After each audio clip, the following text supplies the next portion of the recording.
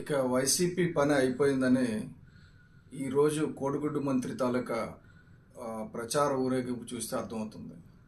కోడిగుడ్డు మంత్రిది పవన్ కళ్యాణ్ గారిది ఒకే సైజులో ఫోటో పెట్టి పవన్ అన్నకు ప్రాణం ఇస్తాం, మన అమరన్నకు ఓటేస్తాం అని ఒక స్లోగన్ పెట్టుకొని ఎవడ్రా మనల్ని ఆపేదని గాజువాకలో ప్రచారం. అంటే పవన్ కళ్యాణ్ గారి తాలూకా మనుషుల్ని ఆకట్టుకునే ప్రచారం. ఇంత దిగజారుడితనానికి ఇంకా కనీసం కాంగ్రెస్ వాడిని బొమ్మ పెట్టుకున్న తండ్రి అని చెప్పి జగన్మోహన్ రెడ్డిని అనుకోవచ్చు, తండ్రి ఫోటో పెట్టుకున్నాడని. కానీ ఈయన పవన్ కళ్యాణ్ ఫోటోగా పెట్టుకోవడం, గుడివాడి గురునాథరావు ఫోటో పెట్టుకోవచ్చు తండ్రిది, తనకి జన్మనిచ్చిన తండ్రి, రాజకీయ జన్మనిచ్చిన తండ్రి, ఆయన పెట్టుకోవడం మానేసి పవన్ కళ్యాణ్ గారి ఫోటో పెట్టుకొని ఊరేగడానికి సిగ్గుండాలి కదా వైసీపీ నాయకులకు కానీ, ఆ పార్టీకి కానీ, ఆ పార్టీ అధినేతకు కానీ. జగన్మోహన్ రెడ్డి బతుకున్నాడు కదా, జగన్మోహన్ రెడ్డి బొమ్మ పెట్టుకోవచ్చు కదా, రాకపోతే నీ తండ్రి బొమ్మ పెట్టుకో. అంతేగాని పవన్ కళ్యాణ్ గారి బొమ్మ పెట్టుకుని ఊరేగడంలో ఉద్దేశం ఏంటి? ప్రజలు ఆలోచిస్తున్నారు.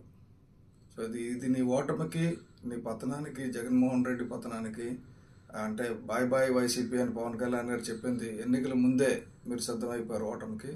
సో ఓటమికి సిద్ధమైన వైసీపీ వాళ్ళకి కంగ్రాచులేషన్స్.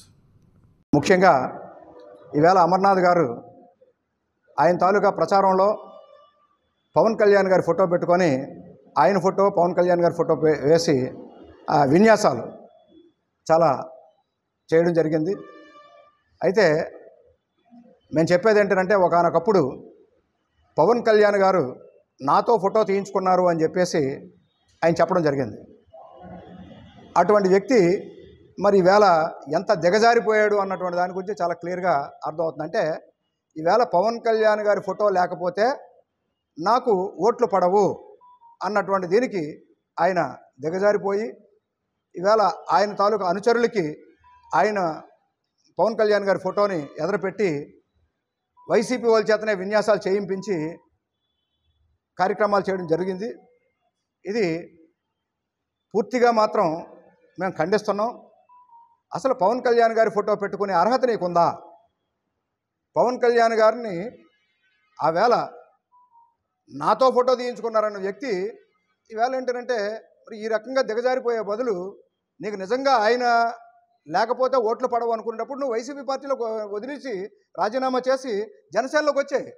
జనసేనలోకి వచ్చేస్తే ఆటోమేటిక్గా నువ్వు ఆ ఫోటో పెట్టుకునే అర్హత నువ్వు పొందడానికి అవకాశం ఉంటుంది.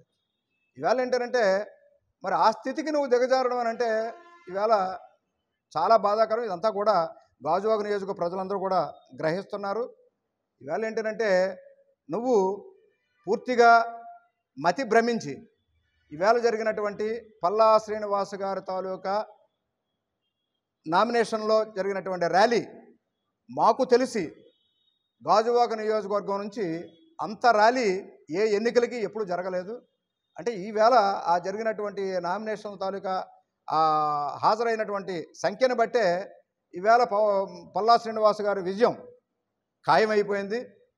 భారీ మెజార్టీతో గెలుస్తారన్న దాంట్లో ఏమాత్రం కూడా సందేహం లేదు.